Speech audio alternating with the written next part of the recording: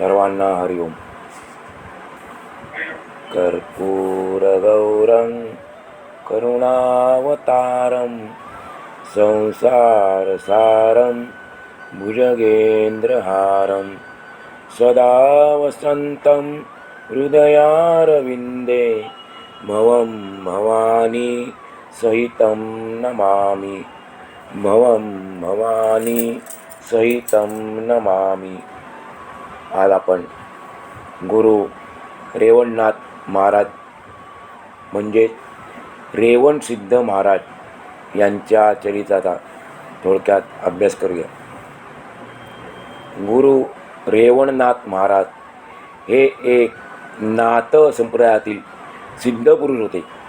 महाराष्ट्राच्या अहमदनगर जिल्ह्यातील नेवासा तालुक्यातील वाटापूर या गावात रेवणनाथ महाराज यांची समाधी आहे.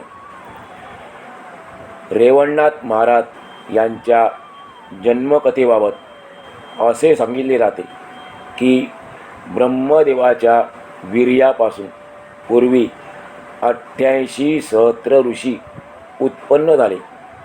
त्यावेळी जे रेत पृथ्वीवर रेवा नदीच्या किनारी पडले त्यात चमस नारायणाने संचार केला. 9 नारायणांपैकी एक नाव आहे नारायणाचं चमस नारायण. त्यांनी रेवा नदीच्या किनारी जे रेत पडले होते त्यामध्ये प्रवेश केला. तेव्हा पुतळा निर्माण झाला. ते मूल सूर्यासारखे दैदिप्यमान दिसू लागले. जन्माला येतात त्या मुलाने एकसारखा रडण्याचा सपाटाच लावला. त्यावेळी सहन शाहरुख नावाचा एक कुणबी नाव आहे त्याचं. सहन शाहरुख या नावाचा एक कुणबी पाणी आणण्यासाठी रेवा नदीवर गेला होता. त्याने ते मूल रेतीत रडत पडलेले पाहिले. तेव्हा त्याचे हृदय कळवळले, त्याचे अंतःकरण द्रवले. त्याने त्या बालकाला उचलून घेतले आणि घरी नेले. घरी आल्यानंतर रेवा तीरी वाळवंटावर हे बालक मिळाले असे त्याने आपल्या पत्नीला सांगितले आणि सर्व वृत्तांत कथन केला. त्यानंतर त्याने ते बालक आपल्या पत्नीच्या हवाले केले. तिने आनंदाने त्या बालकाला घेतले आणि स्नान घालून पाळण्यात आपल्या पोटच्या मुलाशेजारी त्याला झोपवले. तो मुलगा ते बालक रेवा तीरी सापडले म्हणून त्याचे नाव रेवणनाथ असे ठेवले. त्याला थोडे थोडे समजू लागतात. तो बापाबरोबर काम करण्यासाठी रोज शेतावर जाऊ लागला. तो 12 वर्षाच्या आतच शेतकीच्या कामात चांगला हुशार झाला, तरबेज झाला. एके दिवशी रेवणनाथ मोठ्या पहाटेच उठून आपले बैल घेऊन त्यांना चरण्यासाठी रानात नेत होता. त्यावेळी लखलखीत चांदणे पडले होते. त्यामुळे रस्ता साफ दिसत होता. इतक्यात श्री दत्तात्रेयांची स्वारी पुढे येऊन धडकली. दत्तात्रेयांना गिरनार पर्वतावर जायचे होते. त्यांच्या पायात खडावा होत्या. दत्तांचं वर्णन केलेलं आहे. दत्तात्रेयांच्या पायात खडावा होत्या. त्यांनी कौपिन वस्त्र परिधान केले होते. साधू संन्यासी जे आहेत पूर्वीचे ते अशा रीतीने कौपिन वस्त्र घालायचे, परिधान करायचे. जटा वाढवलेल्या असून दाढी मिशी पिंगट रंगाची होती. असा तिन्ही देवांचा अवतार जे दत्तात्रेय ते जात असताना त्यांची आणि रेवणनाथांची भेट झाली. त्यांना पाहतात रेवणनाथाला पूर्ण ज्ञान होऊन आपल्या पूर्वजन्माचे स्मरण झाले. मग आपण पूर्वीचे कोण आणि हल्लीचे कोण आणि आता कसे वागत आहोत याची त्याला रुखरुख लागली. तसेच मला आता कोणी ओळखीत नाही. मी अज्ञानात पडलो आहे असे रेवणनाथाला ज्ञान होऊन तो स्तब्ध राहिला, शांत झाला. त्यावेळी तू कोण आहेस असे दत्तात्रेयांनी त्याला विचारल्यानंतर त्याने असे उत्तर दिले की तुमच्या देहात तिन्ही देवांचे अंश आहेत. काय म्हणाल रेवणनाथ? तुमच्या देहात तिन्ही देवांचे अंश आहेत. त्यात सत्वगुणी जो महापुरुष आहे तो मी असूनही मला येथे फारच कष्ट भोगावे लागत आहेत, दुःखे सहन करावे लागत आहेत. तर आता कृपा करून आपण या देहाला सनात करावे. इतके बोलून त्याने श्री दत्तात्रेयांच्या पायावर मस्तक ठेवले. रेवणनाथाचा दृढनिश्चय पाहून दत्तात्रेयांनी आपला वरदहस्त त्याच्या मस्तकावर ठेवला. 9 नारायणांपैकी हा चमस नारायणाचा अवतार आहे हे दत्तात्रेयांना माहीत होते.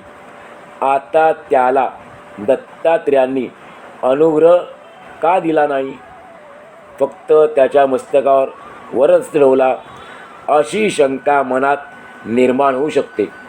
पण त्याला अनुग्रह न देण्याचे कारण असे आहे की भक्ती मार्गाकडे प्रवृत्ती झाल्याशिवाय अनुग्रह देऊन काहीच उपयोग होणार नाही.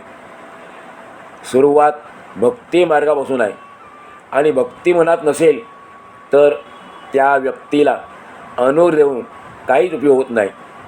म्हणून भक्तीकडे मन लागले, एखाद्या पुरुषाचे एखाद्या माणसाचे भक्तीकडे मन लागले, किंबहुना भक्तीमध्ये मन रमले म्हणजे ज्ञान आणि वैराग्य सहज साध्य होते. प्रथम भक्ती आहे आपल्या जीवनामध्ये, त्यामध्ये आपण रंगून गेलो की आपल्याला 2 गोष्टी प्राप्त होतात, ज्ञान आणि वैराग्य. असं म्हटलेलं आहे एका ठिकाणी की भक्ती ही ज्ञान आणि वैराग्यांची माता आहे, आई आहे. म्हणून आईला प्रसन्न केलं म्हणजे मुलं प्रसन्न होतात. भक्तीमध्ये मन रंगले की मग ज्ञान आणि वैराग्य सहज साध्य होते, म्हणजे सहज प्राप्त होते. असा विचार मनात आणून दत्तात्रेयांनी त्याला अनुग्रह न देता फक्त एका सिद्धीची कला सांगितली. 8 सिद्धी आहेत, म्हणजे सिद्धीचे 8 प्रकार आहेत. त्यापैकी फक्त एका सिद्धीची कला त्याला सांगितली. तेव्हा रेवणनाथाला परमानंद झाला. तो त्यांच्या पाया पडून आनंदित झाल्यानंतर दत्तात्रेय महाराज तेथून निघून गेले. त्याला एक सिद्धी प्राप्त झाली, पण तेवढ्यावरच त्याने समाधान मानल्याने तो पूर्णपणे मुक्त झाला नाही. रेवणनाथाने एका सिद्धीला भुलून दत्तात्रेयांना तेथून परत पाठवल्यानंतर तो नेहमीप्रमाणे आपल्या शेतात गेला. दत्तात्रेयांनी रेवणनाथाची त्यावेळची योग्यता ओळखून त्याला एकाच सिद्धकलेवर समजावून वाटेला लावले होते. रेवणनाथ शेतात गेला आणि काम झाल्यानंतर तो मंत्रप्रयोगाचे गाणे गाऊ लागला. तेव्हा साक्षात सिद्धी त्याच्या समोर येऊन उभी राहिली आणि कोणत्या कामासाठी, कोणत्या कारणासाठी मला बोलावले म्हणून त्याला विचारू लागले. तेव्हा प्रथम त्याने तिला तिचे नाव विचारले. तेव्हा मी सिद्धी आहे असे तिने सांगितले.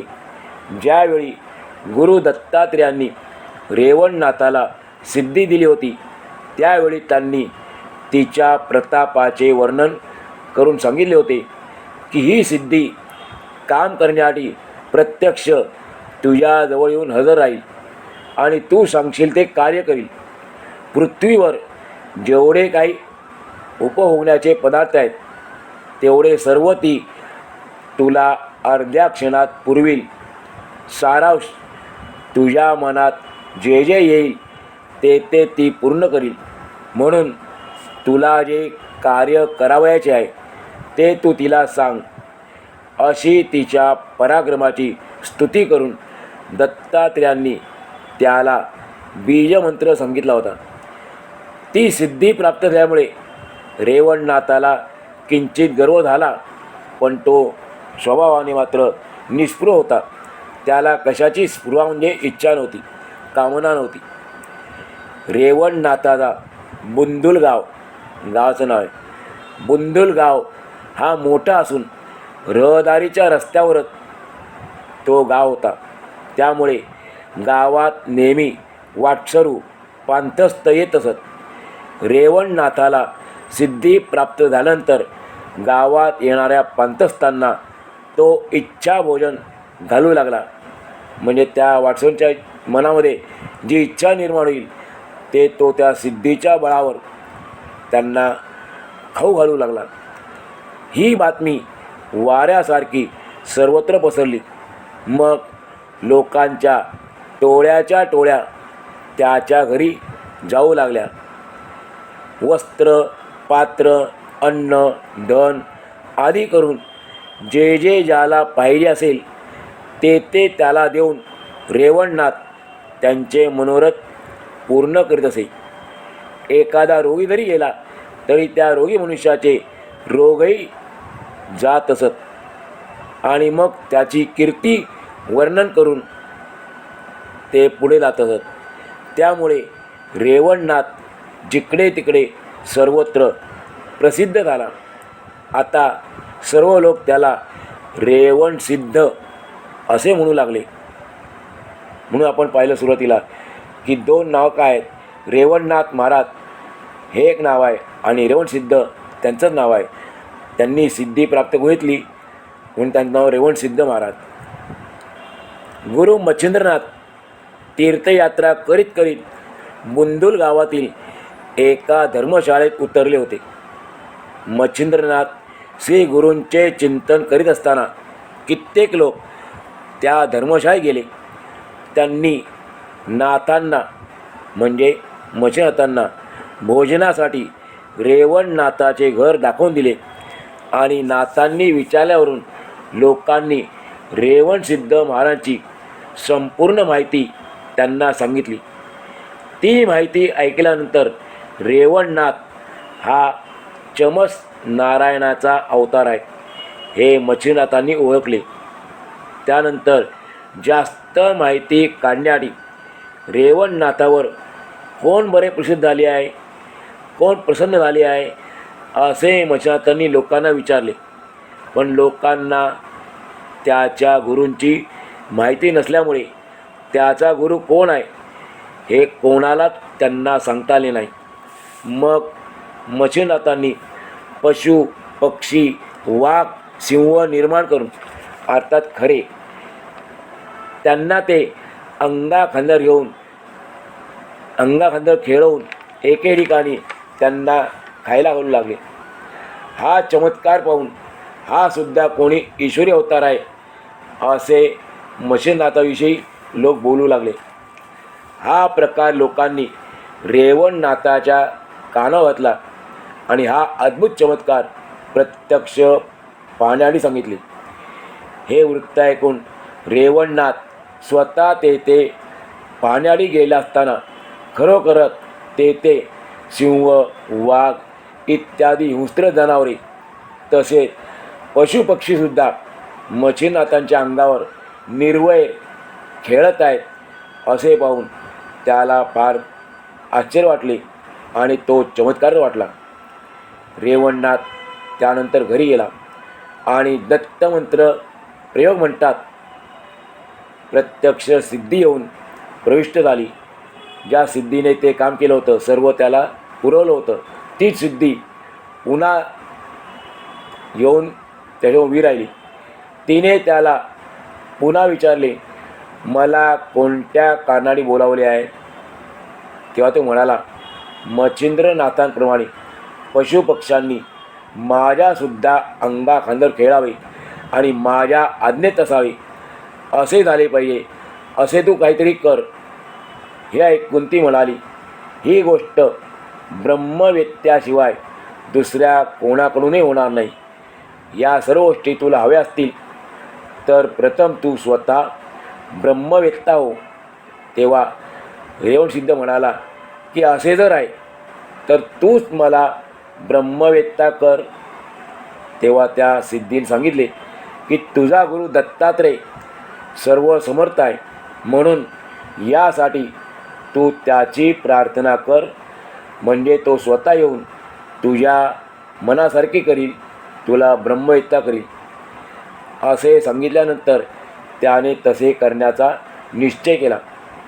मग ज्या ठिकाणी पूर्वी दत्तात्रेयांची पहिली भेट झाली होती त्या ठिकाणी जाऊन रेवणनाथ तपश्चर्येला बसला आणि कधी एकदा मला दत्तात्रेयांची भेट होते असे त्याला झाले होते. त्याने त्यासाठी अन्न पाणी सोडले आणि झाडांची उडून आलेली पाने तो खाऊ लागला. त्यामुळे काही दिवसानंतर कालांतराने त्याच्या हाडांचा संगाळा मात्र दिसू लागला. रेवणनाथाचा गुरु कोण हे मच्छिंद्रनाथांच्या लक्षात नव्हते. काही लक्षात येईना. त्याच्या गुरुने असा अर्धवट शिष्य कावरे तयार केला म्हणून त्यांना आश्चर्य वाटत होते. त्यांनी रेवणनाथाबद्दल चौकशी केली, पण त्याचा गुरु कोण आहे याविषयी लोकांना माहिती नव्हती. ते फक्त त्याची प्रशंसा करीत. रेवणनाथ उपकार करण्यात, अन्न पाणी देण्यात मागेपुढे पाहत नाही. यावरून कोणत्या तरी गुरूंच्या कृपेने याला सिद्धी प्राप्त झाली असावी असे मच्छिंद्रनाथांच्या मनात विचार आले आणि त्याचा शोध घेणे आली. म्हणजे कोणती सिद्धी प्राप्त झाली या गोष्टीचा शोध घेण्याआधी अणिमा, महिमा, लघिमा इत्यादी 8ही सिद्धींना त्यांनी बोलावून घेतले. त्या 8ही जणी येतात मच्छिंद्रनाथांच्या पाया पडल्या. त्यावेळी नाथांनी त्यांना विचारले की रेवण सिद्धांच्या सेवेसाठी कोणत्या सिद्धींची योजना केली आहे हे मला सांगा. तेव्हा त्यांच्यापैकी महिमा सिद्धीने उत्तर दिले की त्याच्या सेवेसाठी राहण्याची आज्ञा मला स्वतः दत्तात्रेयांनी दिली आहे. हे समजल्यानंतर रेवणनाथ आपला गुरुबंधू आहे असे जाणून त्याला सहाय्य करावे, त्याची मदत करावी असा विचार मच्छिंद्रनाथांच्या मनात आला. त्यांनी लगेच तेथून निघून गिरनार पर्वतावर श्री दत्तात्रेयांची भेट घेतली आणि रेवण सिद्धीचा सर्व समाचार त्यांना सांगितला. त्याच्या हितासाठी दत्तात्रेयांची पुष्कळ रदबदली केली. मच्छिंद्रनाथ म्हणाले, महाराज, रेवण सिद्ध हा चमस नारायणाचा अवतार आहे. तो आपल्यासाठी दुःख सहन करत आहे, कष्ट भोगीत आहे, तरी आपण त्याच्यावर कृपा करावी. ज्या ठिकाणी तुमची आणि त्याची भेट झाली होती त्या ठिकाणी तो तुमच्या दर्शनाची आस धरून तप करीत आहे.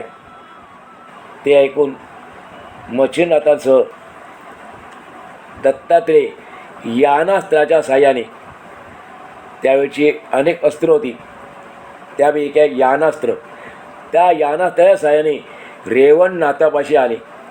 ते लाकडाप्रमाणे कृष्ण झालेला पाहिला. दत्तात्रेयांनी पाहिला तेव्हा ते कळवळले. त्यांनी त्याला पोटाशी धरले. रेवणनाथाने त्यांच्या चरणावर मस्तक ठेवले. तेव्हा दत्तात्रेयांनी त्याच्या कानात मंत्रोपदेश केला. त्यामुळे त्याच्या अज्ञानाचा आणि द्वैतभावाचा नाश झाला. मग वज्रशक्तीची आराधना करून दत्तांनी रेवणनाथाच्या कपाळी भस्म लावले. त्यामुळे तो शक्तिवान झाला. नंतर त्याला सोबत घेऊन दत्तात्रेय आणि मच्छिंद्रनाथ गिरनार पर्वती गेले. तेथे त्याला पुष्कळ दिवस ठेवून घेतले आणि शस्त्रविद्येत अस्त्रविद्येत रेवणनाथाला निपुण केले. तेव्हा आता आपण एकरूप झालो असे रेवणनाथाला भासू लागले. त्याचा द्वैतभाव नष्ट होतात सर्व पशुपक्षी निर्वैर होऊन त्याच्याजवळ येत. म्हणजे वैरत्वाची भावना त्यांच्या मनात नव्हती. ज्यावेळेला आपण अद्वैत स्थितीवर येतो त्यावेळेला आपल्याला असा अनुभव येतो, रेवणनाथाचा द्वैतभाव नष्ट झाला आणि त्यामुळे सर्व पशुपक्षी निर्वैर होऊन त्याच्या जवळ येत आणि त्याच्या पाया पडत दत्तात्रेयांनी रेवणनाथाला नाथपंथाची दीक्षा दिली. नंतर रेवणनाथ दत्तात्रेयांच्याच आज्ञेने तीर्थयात्रा करण्यासाठी निघाला. अशा या महान तपस्वी गुरु रेवणनाथांना उर्फ रेवणसिद्धांना आपण दंडप्रणाम करूया. श्री गुरु चैतन्य रेवणनाथ महाराज नमः. आज या ठिकाणी आजचा पूर्ण करूया.